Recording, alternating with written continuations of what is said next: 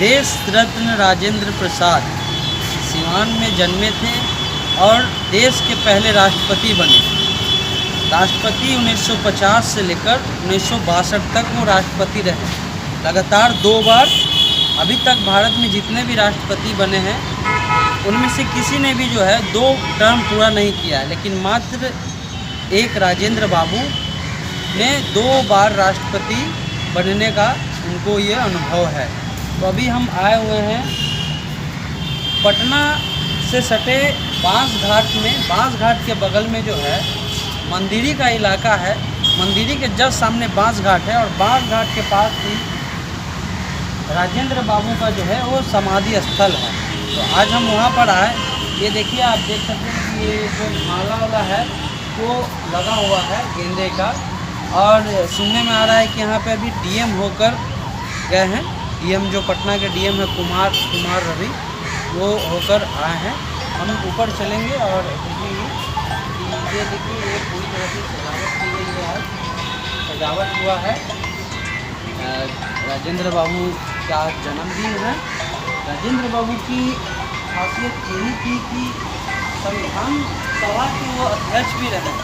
जब संविधान समझ लीजिए कि संविधान बनने का जो भले मसौदा तैयार करने का श्रेय अम्बेडकर को जाता है, अम्बेडकर साहब को जाता है, लेकिन जो सभा के अध्यक्ष थे वो राजेंद्र बाबू थे। उन्हीं के प्रति ये जिम्मा था कि संविधान के पूरे प्रारूप को तैयार करके, आपको एक चित्र याद होगा कि अम्बेडकर साहब संविधान का प्रारूप तैयार करके राजेंद्र बाबू को सौंप रहे हैं। ये राजेंद्र बाबू का समाधि स्थल है, यहाँ पे हम नमन करते हैं उनको।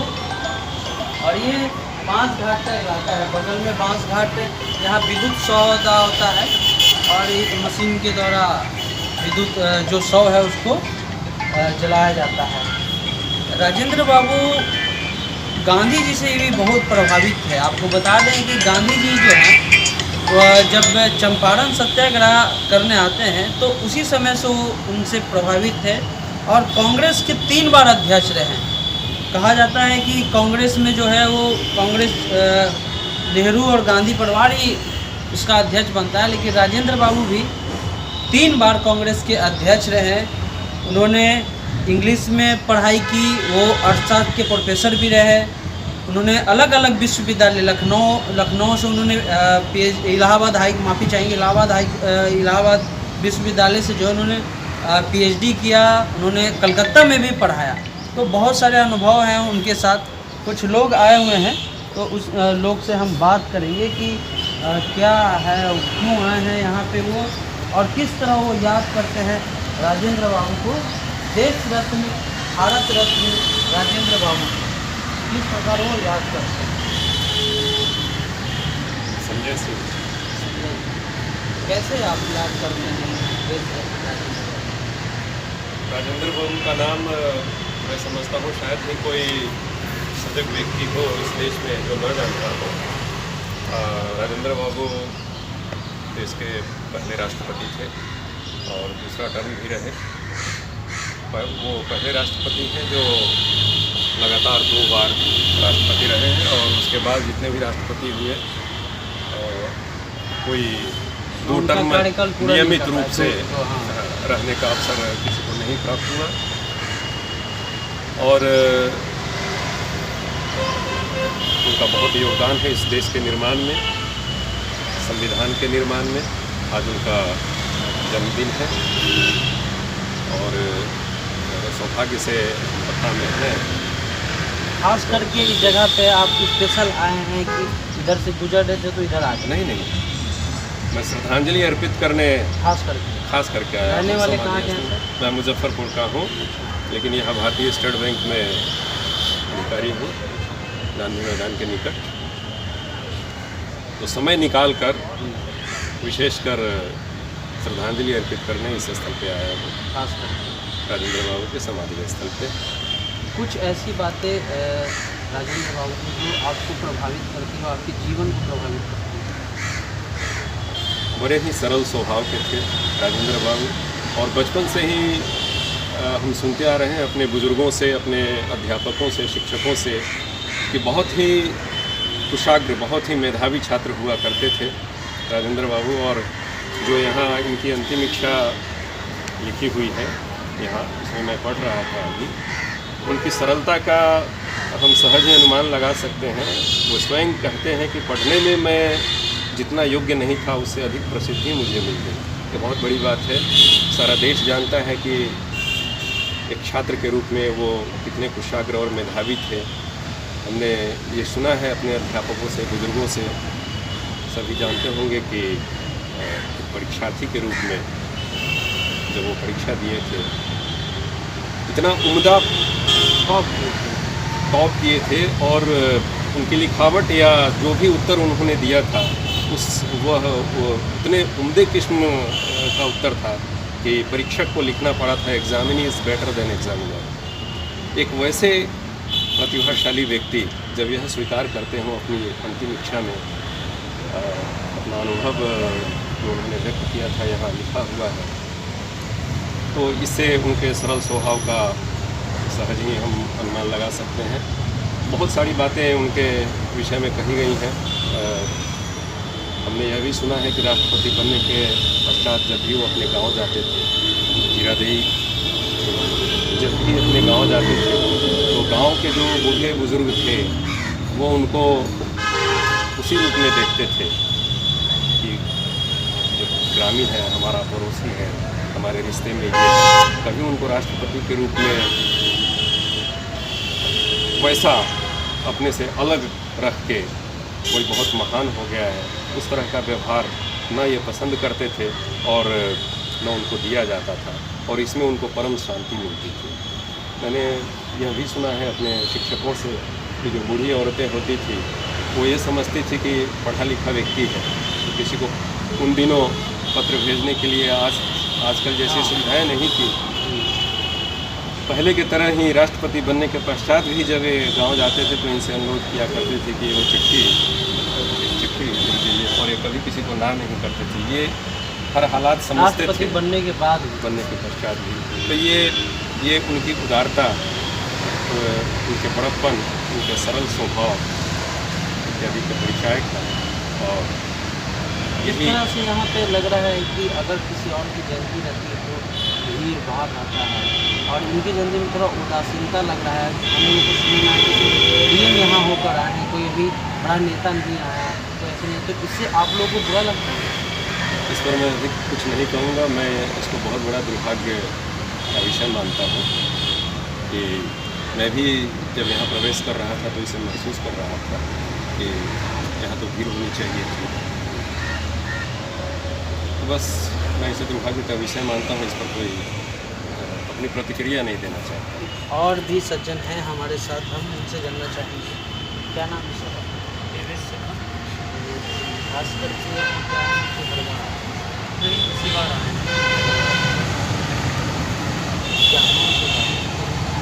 सादा जीवन और उच्च विचार, शायद यही कारण है कि आज यहाँ वो भीड़ नहीं है, क्योंकि अब सभी लोग सांसारिक चीज़ों में इतने व्यस्त हो गए हैं। हमें अब अच्छी चीज़ें दिखाई पड़नी बंद हो गई। जो भी चीज़ पैसे से जुड़ी हुई है, बस आज का मानव उसी में लिप्त हो गया है, और उन्हें अब पुरानी चीज़ें दिखनी बंद हो गई। क्या ज्ञान था उनका, इस तरह उन्होंने देश के संविधान का निर्माण किया, अपने मुताबिक बुद्धि के थे, किसी भी एक पैसे का उन्हें रत्ती भर घमंड नहीं था। ये सब चीज़ें अब आज के इस सांसारिक में हो चुकी हैं।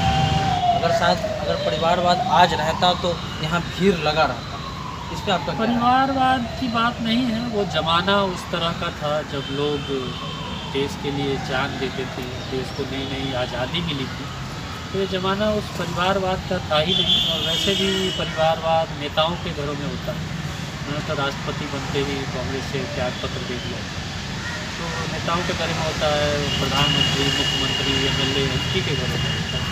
इन सबसे ऊपर देश के रत्न को जो उपाधि दी गई उसको उन्होंने साकार करके दिखाया। तो यही सब अच्छी बातें हैं जो हम अपनी आने वाली पीढ़ी को कैरी फॉरवर्ड करने के लिए कर सकते हैं। आशा है कि आपका चैनल इसमें जैसा कि आपने सुना, ये सही बात है कि अगर किसी, मान लीजिए कि अभी नरेंद्र मोदी का जन्मदिन रहता है या राहुल गांधी का कुछ रहता, तो यहाँ आपको बसपा ही मिल जाता है, यहाँ आपको कांग्रेसी मिल जाता, अगर आरजेडी का रहता तो यहाँ आपको एक से एक लोग मिल जाते, लेकिन राजेंद्र बाबू का है इसलिए यहाँ पे कोई भीड़ भाड़ नहीं है।